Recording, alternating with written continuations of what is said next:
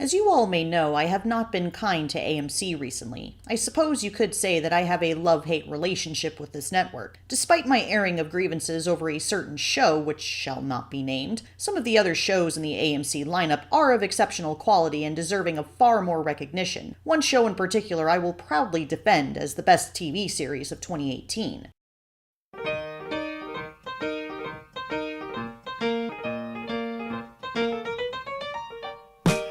Back sometime around February as I was browsing through social media, the name of a new series that was to air on AMC in March caught my eye. What grasped my attention was the name of the executive producer attached to this series, Ridley fucking Scott.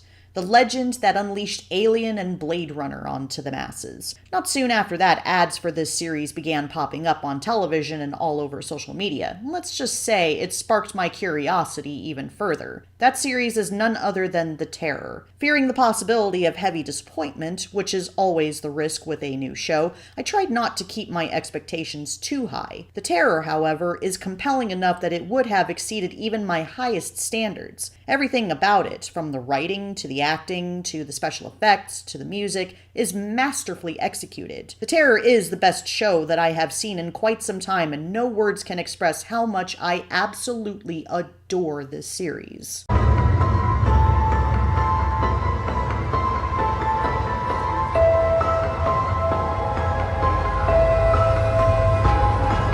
The Terror is based off of the novel of the same name written by acclaimed author Dan Simmons. Believe it or not, there is a true story behind this. In the year 1845, two British naval ships, the HMS Erebus and the HMS Terror, departed England and set sail for the Arctic in search of the Northwest Passage, a speculated trade route through the waters up the coast of northern Canada. Within a short span of time, the ships and its crew members disappeared, never to be seen or heard from again. The story of The Terror is about what might have happened to those 129 missing men. It is a tale of isolation, desperation, insanity, and even a touch of supernatural horror. Unfortunately, I cannot explain more than that, as we could potentially go into spoiler territory, and trust me, this is a series that deserves to be seen unspoiled for the full effect. Make no mistake, ladies and gentlemen, this series is a slow burn. It does not rely on conventional plot structure, but instead utilizes the characters to move the story. In a sense, we know the destination of all these men, i.e. doom and death, as it was in real life. But this show is about their journey toward that dark fate, and how they change along the way. Much of the show's true horror comes from the characters and their increasingly unhinged reactions to their increasingly desperate situation. The Arctic is by no means a friendly environment, as one character says early on. This place wants us dead.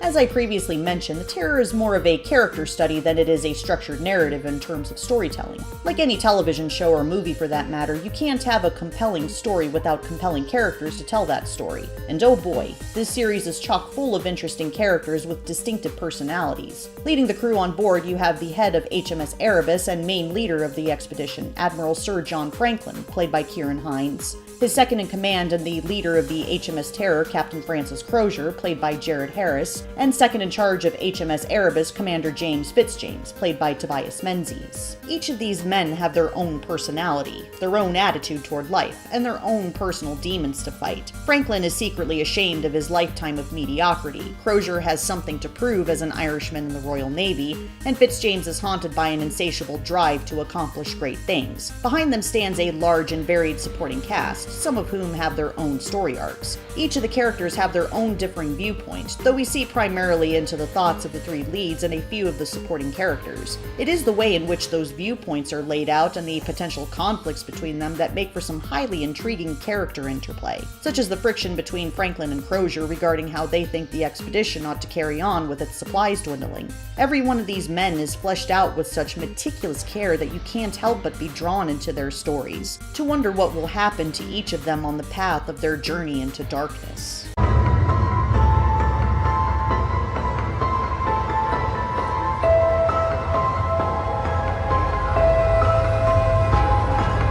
One of the biggest highlights of The Terror is in the acting. The cast involved in the series is absolutely phenomenal. From the leads down to the supporting players and even the extras, everyone in this series is terrific. Honestly, this is the best acted cast that I have ever seen in a long time. Ciarán Hinds manages to make the stubborn Admiral Franklin likable, even at his most small-minded and frustrating, while Tobias Menzies expertly portrays both brashness and insecurity as Fitzjames. Of the three leads, though, the prize has to go to Jared Harris as Captain Crozier, a conscientious but troubled man trapped in his own private battle against the world around him. Harris, Menzies, and Hinds are all superb in their given roles, but they run the risk of overshadowing the rest of the supporting cast, who deserve at least as much praise for their own performances. After all, any Game of Thrones enthusiast will surely recognize two of the leads in this series, but I humbly digress. Some standouts include the following incredibly talented actors. There's Adam Nagaitis, who gives a deliciously wicked performance as Cornelius Hickey, a below-decks crewman who begins to chafe at the restrictive rules of the Royal Navy and whose slow-burning resentment at being ordered around makes him a loose cannon waiting to go off. Then there's the legendary Ian Hart as Thomas Blanky, an experienced and resourceful seaman and a fearless veteran of previous Arctic expeditions. His combination of cynicism and guts adds something to every scene he's in. Then I have to give credit to the only woman in the major supporting cast, the brilliant newcomer Nevi Nielsen as Silna, or Lady Silence as the men call her, the spirited yet stoic Inuit native who has her own inner battles to face when it comes to her relationship with the mysterious creature known as Tunbach. She speaks very little dialogue in this series, but what she doesn't speak, she expresses quite eloquently with her actions and with her face, her eyes in particular. Then last, but most certainly not least, we come to my personal favorite of the bunch, the magnificent and oh so lovely Paul Reddy as Erebus's assistant surgeon Harry Goodsir. Words cannot remotely express how much I love this character. From the moment he first stepped on screen, I knew that I was going to fall madly in love with him. Goodsir is an intelligent, principled, sympathetic man, but hopelessly under the thumb of his unperceptive superiors. It is his positive qualities that make his inevitable path towards darkness and despair utterly heartbreaking. If there is one person in all that crew that truly does not deserve the hellish fate that is thrust upon him, it is Henry Duncan Spence Goodsir. And Reddy portrays this character with such hypnotic grace. He has such a charismatic presence that I can't help but smile in almost every scene he's in and become overcome with emotion during the moments of pure horror that overtake him. Plus, not to mention that messy bed of fluff that sits on his head, or his big puppy eyes. He is a cinnamon roll made entirely of empathy and marshmallows. I just... But in all seriousness though, I really hope that The Terror opens the doors to more projects for Paul Reddy. I need more of this glorious swan on my TV screen. Hint hint AMC or any major network out there for that matter. I'm just throwing that out there. Now that I got that swooning fangirl moment out of my system.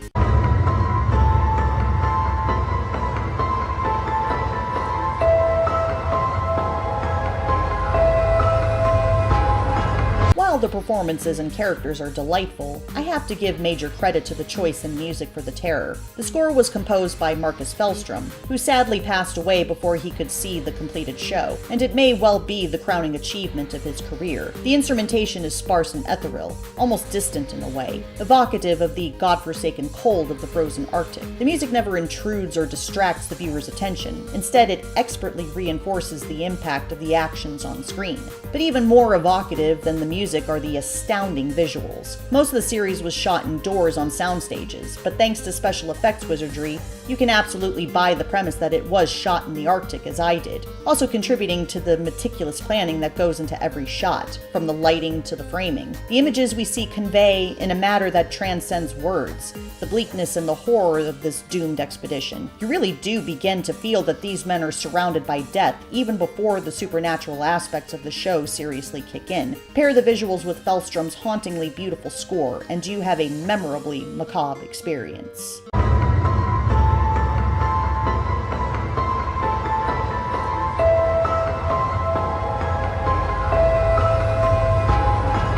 even though I highly sing this series' praises, I will admit that if there is one aspect that I did not like about this show, it is that there were too many minor characters. Don't get me wrong, as I stated before, the whole entire cast gave incredible performances, including the extras. However, there were far too many one-note characters that either had little to no relevance to the story or served as nothing more than a plot device. Not getting to properly put a name to a face for a character that is only in the whole series for maybe 5 minutes at most can be very frustrating and confusing. And it's worse when the show is suddenly asking you to care about a character you haven't even been properly introduced to yet. That one quibble aside, I can recommend the show with no further reservations. It achieves one of the long-missing holy grails of horror, in that all of the horror is based firmly on characters and situations. In all 10 episodes of this show, there is maybe one jump scare in total. The pure psychological dread instilled by this method is far more agonizing than the cheap adrenaline rush you will get when something jumps out at you. I wasn't lying when I said I consider The Terror to be the best new series of 2018. AMC have commissioned a second season. It's intended to be an anthology show along the lines of American Horror Story, with the setting and characters changing every season. I don't know how well it will stand up to the change in location, although I am intrigued by the stated premise of season 2. It's apparently set in one of the internment camps America built for Japanese citizens in World War II. This season, however, was lightning in a bottle, and I'm not sure whether future installments of The Terror will live up to the masterpiece that is season 1, especially since 2 of Ridley Scott's co-producers, showrunners So Hugh and David Kaganich, have left to pursue other projects. Which reminds me, I need to shout out Hugh and Kaganich for their steady hands at the helm of this show. I thank them from the bottom of my heart, and I look forward to hearing news of their next project. And as far as the second season goes, which is currently in production as we speak, I can only hope that the new showrunners will surpass my expectations and deliver a worthy sequel.